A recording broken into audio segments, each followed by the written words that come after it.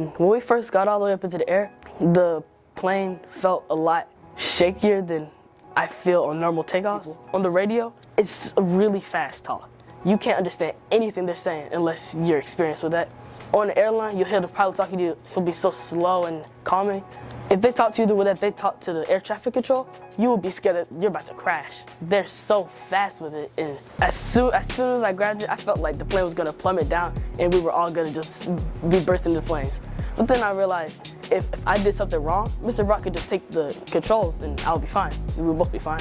So I realized this is just like the simulator, and I haven't crashed in the simulator. I feel like I was eligible to fly. It was definitely nice knowing that every turn I made the whole plane move. Rather than in the simulator, every turn you make makes the screen move. There's a big difference. When you turn in a plane, you can feel your actual weight. You can feel your body shifting, your gravity. You can feel it shifting. Rather when you're in the simulator, you just see the screen. It's not as immersive. So a flight simulator, it basically simulates the experience of being in the plane while you're in the air and being able to fly the plane.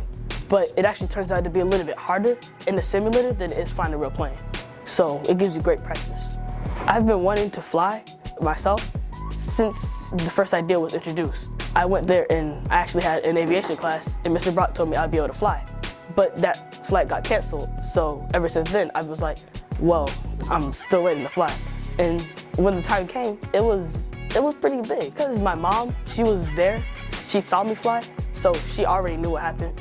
She called my dad as I was flying. She took pictures and videos because my dad wasn't like at the area because he was on a business trip. So when he came back, he was asking me questions about it. But it actually turns out my dad flew when he was younger too, so it was pretty relatable for him. My sisters, they were like, wow, that's cool.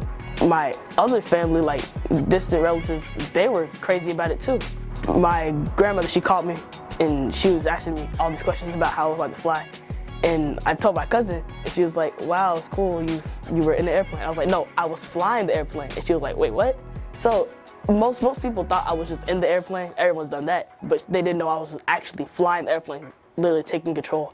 And they thought that was really cool. This experience is definitely something that you want to try. If you never get involved in something, you can't say you don't like it. You can't say that you'll never do it again. So if you don't ever fly in an airplane or fly an airplane yourself, you'll never know if that's your thing. You never know that that's something that you want to do.